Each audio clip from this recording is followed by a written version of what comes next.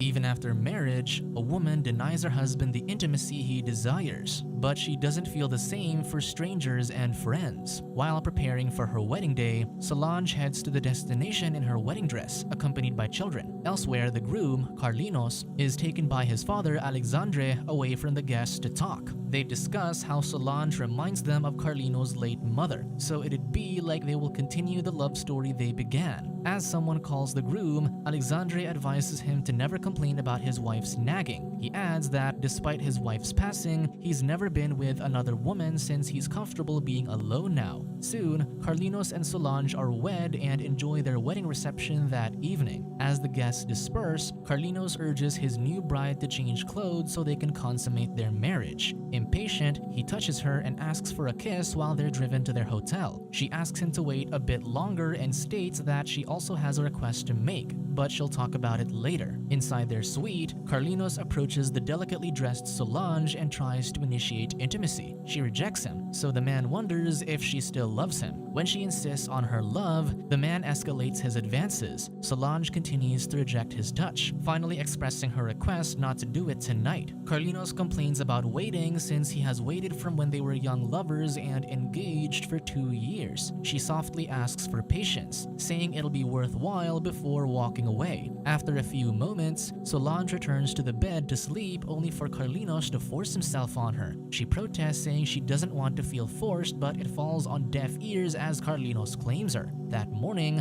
Carlinhos asserts that she's now his, but the woman replies that she doesn't want to ruin their relationship with this kind of intimacy. 2 weeks later, Carlinhos complains to his father how his wife is terrified of making love. Alexandre agrees that wives should be frigid, much to Carlinhos' surprise. His assistant pops in to tell him that Donna Matilda is waiting outside, but Alexandre sends her away and asks not to be disturbed. He then tells Carlinhos that in his personal experience, making love has nothing to do with marriage, and his frigid wife became a better mother and partner because of her abstinence. Carlinhos refuses to believe this, but Alexandre insists that he's trying to save their marriage. Just then, Donna Matilda walks in despite the assistant's warnings, prompting Carlinhos to leave. Matilda then presents him with an apartment lease that he promised to sign. However, Alexandre claims that he was embarrassed during the moment that he made the promise. Matilda gets upset that he would deny his wife's dearest friend and threatens him that his wife confided dark secrets with her. Alexandre reasons that he still can't sign her lease due to a contractual barrier, so Matilda leaves, saying that she'll be vindictive. That evening, Carlinhos roams the streets while thinking of his father's words about their frigid wives. He soon arrives home and Solange welcomes him, even giving him a proper kiss. Excited, Carlinhos asks her to go to their room, but she instead guides him to the sofa. There, she confesses that she sometimes says things she doesn't mean, believing she was trying to be someone she's not during the night of the wedding, even at the times after that. She reasons that the relationship felt so formal, hence her aversion to making love. Carlinhos is relieved, thinking that his father's beliefs might be proven true. He expresses his love for her and she kisses him before leading him to bed. As their passion escalates, however, Solange loses heart and admits that she was only pretending to be amorous, hoping she could overcome her fear.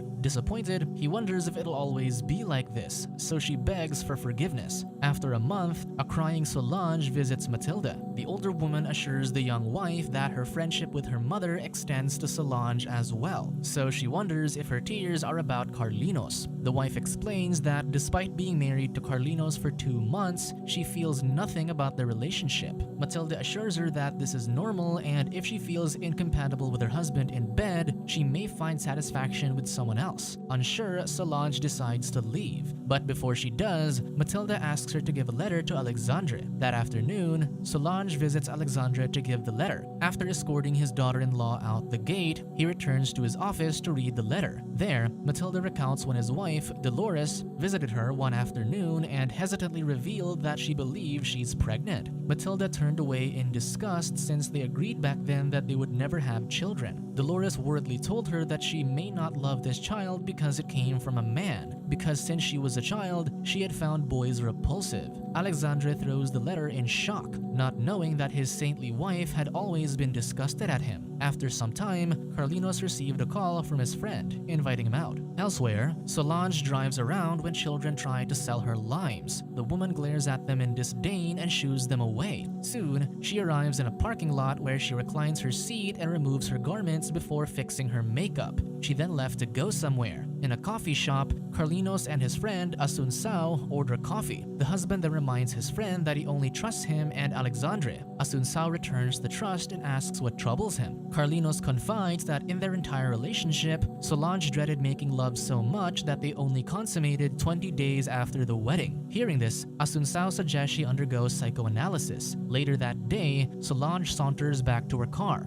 Following Asuncao's advice, Solange soon sees a psychoanalyst. There, she recalls when she was young and saw two sickly beggars making love, causing her to imagine the sores in their bodies fusing and devouring each other. The psychoanalyst asks if she loves her husband, but she merely answers that she dreams of the beggars every night since her marriage. He reminds her of the question and she still replies with a horrid memory. Only when he asks a third time does she answer that she loves Carlinhos a lot, but then goes back to the horrid memory. She even adds that neither beggar had teeth, and the woman was repeatedly shouting for the man to beat her senseless, acting like she's the one saying it. After some time, Carlinhos and Asuncao visit a bar with their respective partners while scantily clad women dance on the stage. Asuncao teases his friend not to get attracted to the dancers, so Carlinhos assures him that he belongs to his wife. Asuncao jokes that in psychoanalysis, the husband is always the jerk, but Solange also assures them that she loves her husband. In secret, however, she plays with Asuncao using her feet under the table. Carlinhos happens to pick up a napkin on the floor and witnesses the interaction. Later, Solange notices Carlinhos' sudden dip in mood and asks how he is. The man lies, saying he's happier than ever and takes her home. At home, he claims that he has to talk to his father, so Solange asks him for a kiss. He reluctantly gives her a peck,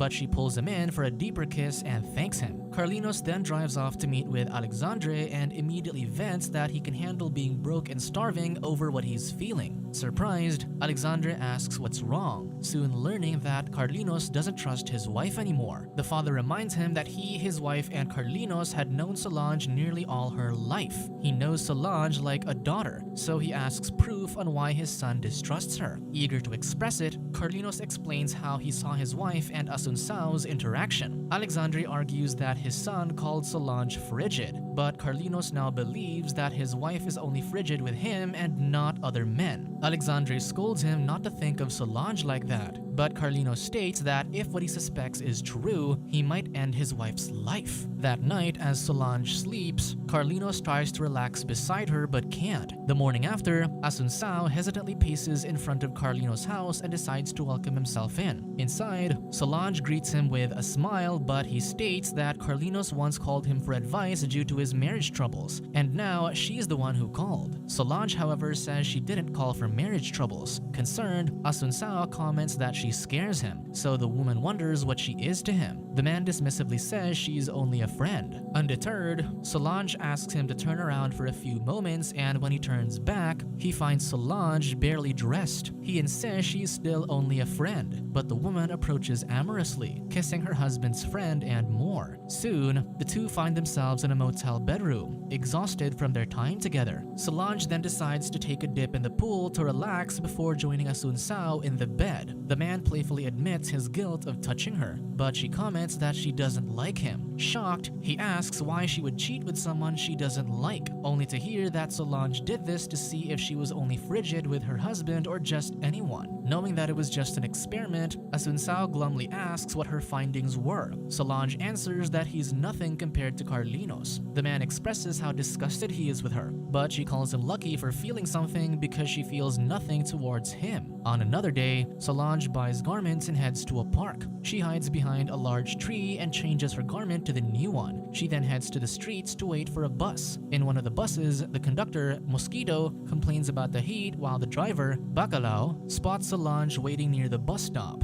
He then stops nearby and opens the engine hood, pretending that something's wrong. He then calls Mosquito to help. Bacalao points Mosquito to Solange, then orders his companion to empty the bus of its passengers. Figuring out his plot, Mosquito announces that the bus has a problem and is heading to the garage, so all passengers have to find another bus. The passengers file out reluctantly before Bacalao drives to Solange to let her in. Seeing this, the passengers swarm to them, but they drive away from the angry mob. As they drive with the lady on board, Bacalao stops the vehicle somewhere and tells Mosquito to check if they have a flat tire. The man hesitates since Bacalao always messes with him, so the driver yells at him. Mosquito warily heads outside the bus only for Bacalao to peel off, leaving the poor man behind. Now alone with her, Bacalao takes Solange to the woods and into a small waterfall where they can enjoy each other. Later that afternoon, Solange returns home exhausted and sleeps beside her husband, still frigid towards him. One morning, Alexandre visits Solange to talk to her. The man expresses how he always wanted a daughter like Solange, but the woman believes it's not right to have her call him dad. Alexandre walks away from her, but she glides back to him, claiming that a friend told her how significantly more attractive Alexandre was to his son. The father dismisses her claims since he's an old man, so instead, Solange asks what a high-turnover hotel is. The senior explains that it's a hotel for couples who only stay for a moment, hence the name. Solange comments that Carlinhos never talks to her about those things, and Alexandre approves of it because it means he respects her. Solange argues that no woman wants that kind of respect, but asks Alexandre to take her to those hotels. Seeing his confusion, she reasons that this is why she can't call him dad, and points out how his eyes often wander towards her. Soon, Alexandre finds himself in a high-turnover hotel room with Solange, who humiliates him, shattering his already cracked pride. She then pushes him to the turning bed, but he keeps insisting that he's a good man who won't touch his son's wife. Solange berates and slaps him before turning to leave. However, Alexandre begs her to stay, calling her his goddess as she pushes him to the bed to dominate him. After some time, as Solange rides the bus, a gentleman sits next to her. During the ride, the woman's hand wanders to his lap.